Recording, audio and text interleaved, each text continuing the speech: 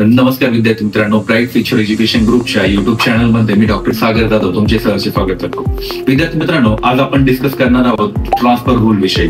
तर कोणते विद्यार्थी ट्रान्सफर घेऊ शकता, कोणत्या कंडिशन मध्ये घेऊ शकता, कोणत्या इयर मधल्या विद्यार्थ्यांना ट्रान्सफर अलाउड आहे, या सर्वांबद्दल आपण डिस्कस करणार. चला तर वन बाय वन आपण सगळ्यात महत्त्वाची गोष्ट, एमबीबीएस अब्रॉड मध्ये जर तुम्ही ऍडमिशन घेत असाल, रशिया असो, जॉर्जिया असो, किर्गिस्तान असो किंवा उझबेकिस्तान असो, तर कोणत्याही कंट्रीमध्ये जर ऍडमिशन जर घेत असाल तर नॅशनल मेडिकल कमिशनचे रूल काय म्हणतात याच्याबद्दल आपण डिस्कस करणार आहोत. सगळ्यात पहिलं, तुम्ही जर एमबीबीएस अब्रॉड मध्ये जर ऍडमिशन घेत असाल तर तुम्हाला ट्रान्सफर अलाउड आहे का? तर तुम्हाला काही सिच्युएशन मध्ये ट्रान्सफर अलाउड आहे, जसं condition of war, condition of natural disaster. या कंडिशन मध्ये तुम्ही ट्रान्सफर घेऊ शकता. रशियामधली युनिव्हर्सिटी सोडून तुम्ही किर्गिस्तानमध्ये सेकंड इयर थर्ड इयरला ट्रान्सफर घेऊ शकता. बट त्याच्यामध्येही नॅशनल मेडिकल कमिशनने एक GR पास केलेला आहे. 18 नोव्हेंबर 2021 मध्ये तो GR पास केलेला आहे. तर त्या GR मध्ये मेन्शन केलेलं आहे की तुम्ही जर म्हणजे बाश्कीर स्टेट मेडिकल युनिव्हर्सिटी नावाच्या युनिव्हर्सिटीमध्ये तुम्ही जर ऍडमिशन घेताय फॉर एक्झाम्पल, तर त्याच युनिव्हर्सिटीमध्ये तुम्ही तुमचं एमबीबीएस कम्प्लीट केलेलं हवं. पूर्ण थ्रू आउट द कोर्स एकाच युनिव्हर्सिटीमधून कम्प्लीट केलेला हवा, असा NMCच्या रूल मध्ये मेन्शन केलेलं आहे. बट याला अपोज म्हणून कोणत्या कंडिशन मध्ये तुम्ही ट्रान्सफर घेऊ शकता सांगितलं मी, जसं वॉर आहे, नॅचरल डिझास्टर आहे. तर हे कोणासाठी लागू झालं की जे विद्यार्थी युक्रेनमध्ये शिकत होते, युक्रेनमध्ये जे विद्यार्थी 20,000 विद्यार्थी एमबीबीएसचं शिक्षण घेत होते, त्या विद्यार्थ्यांचा एक फायदा झाला की ते वॉर कंडिशनमुळे त्यांना ट्रान्सफर अलाउड होतं. ते 2022चे असो किंवा 23चे असो, त्या विद्यार्थ्यांना ट्रान्सफर अलाउड होतं. ते विद्यार्थी ट्रान्सफर घेऊ शकत होते. बट रशियामध्ये कुठल्याही प्रकारचं वॉरच्या सिच्युएशनमुळे तुम्ही ट्रान्सफर घेऊ शकता असा रूल नाही आहे. सो विद्यार्थी मित्रांनो, तुम्ही जर 2021 नोव्हेंबर नंतर रशियामध्ये जर ऍडमिशन घेतलेलं आहे आणि तुम्ही जर काही कारणास्तव फेल होत आहे आणि तुम्हाला जर ट्रान्सफर करायचं जर असेल, तर तुमची डिग्री व्हॅलिड आहे की नाही याच्यावरती तुम्हाला स्वतःला क्वेश्चन मार्क असणार आहे. बिकॉज काही केसेसमध्ये NMC तुमची डिग्री व्हॅलिड करू शकते, काही केसेसमध्ये तुमची डिग्री व्हॅलिड करूही शकत नाही. तुम्हाला कोर्टात जावं लागणार, केस करावे लागतील की नाही, आम्हाला युनिव्हर्सिटीकडून असा प्रॉब्लेम झाला म्हणून आम्हाला ट्रान्सफर घ्यावं लागलं. बट ऑलरेडी GR मध्ये स्पेशली मेन्शन आहे तुम्ही ट्रान्सफर घेऊ शकत नाही. त्यानंतर सगळ्यात महत्वाची गोष्ट, 2025 मध्ये जे विद्यार्थी ऍडमिशन घेतात तर त्या विद्यार्थ्यांनी कुठल्या गोष्टींची काळजी घेतली पाहिजे? बघा विद्यार्थी मित्रांनो, एकदा ऍडमिशन घेतल्यानंतर तुम्हाला जर रूल नुसार युनिव्हर्सिटी चेंज नाही करायची आहे तर युनिव्हर्सिटी बघून घ्या, युनिव्हर्सिटीचं एक्सलन्स बघून घ्या, युनिव्हर्सिटीचं एक्सपेल प्रमाण बघून घ्या. या सगळ्या गोष्टींचं प्रमाण बघूनच तुम्ही एमबीबीएस अब्रॉड मधली युनिव्हर्सिटी चूज करा. हा सगळ्यात महत्वाचा यांच्यासाठी एक पॉइंट असणार. त्यानंतर 2021 नोव्हेंबरच्या अगोदरच्या विद्यार्थ्यांचं काय? तर ते कोणत्याही कंट्रीज असो, रशिया असो, जॉर्जिया असो, किर्गिस्तान, उझबेकिस्तान, कोणत्याही कंट्रीत ऍडमिशन घेतले असो, त्या विद्यार्थ्यांना ट्रान्सफर अलाउड आहे. ते कुठेही ट्रान्सफर घेऊ शकता. ओके. त्यानंतर विद्यार्थी मित्रांनो, मला एक सांगा की तुम्ही जर ऍडमिशन जर घेताय तर ऍडमिशन घेताना तुम्ही कुठली काळजी घेतली पाहिजे?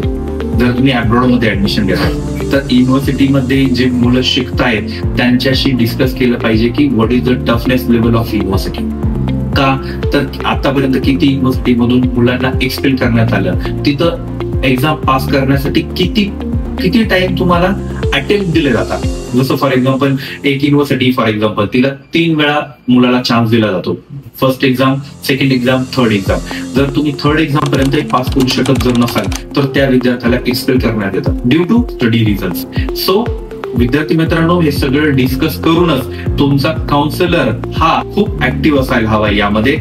तर त्याला सगळं माहित असायला हवं की या युनिव्हर्सिटी मधून मुलांचं एक्सपेलचं प्रमाण किती आहे, किती % मध्ये मुलं एक्सपेल होतात आणि किती % मुलं फायनल डिग्री घेतात. फॉर एक्झाम्पल 400 मुलांना फर्स्ट इयर मध्ये ऍडमिशन दिलं आणि लास्ट इयर मध्ये 300 मुलं डिग्री घेत आहेत, तर ते 100 मुलांचं काय? ते 100 मुलं एक्सपेल जर होत आहे तर त्यांना ट्रान्सफर अलाउड होतं का? त्यांना ट्रान्सफर अलाउड आहे का? तर कोणती कंट्री अलाउड करते त्यांना ट्रान्सफर? या सर्वांबद्दल विचार करूनच ऍडमिशन घ्या. की तुम्हाला असा विचार करून जाऊ नका की तुम्ही एका युनिव्हर्सिटीत ऍडमिशन घेतलं आणि तुम्ही कंटिन्यू त्याच युनिव्हर्सिटीमध्ये तुम्हाला पूर्ण डिग्री करता येईल, असा पूर्ण विचार करून आणि काळजीपूर्वक ऍडमिशन घ्या. मी खूप सारे विद्यार्थी बघितले लास्ट 2 मंथ मध्ये मला ऑलमोस्ट 15 to 20 कॉल्स आले. त्या कॉल्स मध्ये मला मेन्शन करण्यात आलं की सर आमची ऍडमिशन डेट 2022 ची आहे, कोण म्हणतो आम्हाला ऍडमिशन डेट 2023 ची आहे. तर मी त्या विद्यार्थ्यांना 100% मी गॅरंटी नाही देऊ शकत की त्यांची डिग्री ट्रान्सफर घेतल्यानंतर व्हॅलिड आहे की नाही, कारण GR मध्ये स्पेशली मेन्शन केलं आहे ट्रान्सफर अलाउड नाही. सो जर ट्रान्सफर घेत असाल तर तुम्ही या गोष्टीची काळजी घेतली पाहिजे की तुम्ही तुमच्या डिग्री बरोबर एक मोठी रिस्क घेत आहात.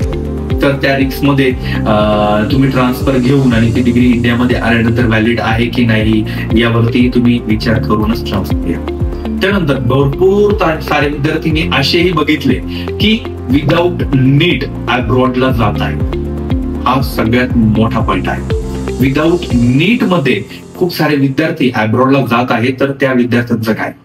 त्या विद्यार्थ्यांना सांगण्यात येतं की तुम्ही तिथेच प्रॅक्टिस करा, रशियामध्ये सेटल व्हा, दुबईमध्ये सेटल व्हा, किंवा तुम्ही दुसऱ्या युरोपियन कंट्रीमध्ये जाऊ शकता, किंवा US मध्ये USMLE देऊ शकता. तर विद्यार्थी मित्रांनो, या सर्वांचा विचार करूनच तुम्ही अब्रॉडला ऍडमिशन घ्या. का? USMLE is not easy exam, Dubai DHA is not a easy exam. सगळ्या एक्झाम्स टफ आहेत. तुम्ही विचार करू नका की तुम्ही तिथेच सेटल होऊ, रशियामध्ये सर्व्हाइव्ह करू. रशियामध्ये तुम्ही लॉंग टर्म साठी नाही राहू शकत, because of Russian language is dear, culture वेगळं आहे.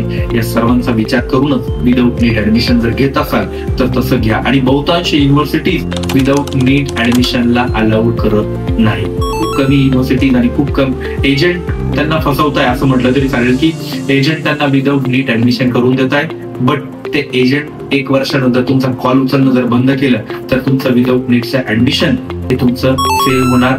तो फक्त ऍडमिशन करून देणार, निघून जाणार, त्याला काही घेणं नाही तुमच्याशी. सो या सर्व गोष्टीचा विचार करूनच विदाऊट नीट ऍडमिशन घ्या. आणि अधिक माहितीसाठी ब्राईट फ्युचर एज्युकेशन ग्रुपच्या टीमला कॉन्टॅक्ट करा. मी स्वतःही तुमच्याशी कोऑर्डिनेट करून आणि तुमच्याशी डिस्कस करू शकतो की आपण या सिच्युएशन मध्ये काय करू शकतो. आम्ही तुम्हाला पूर्णपणे गायडन्स. Thank you so much.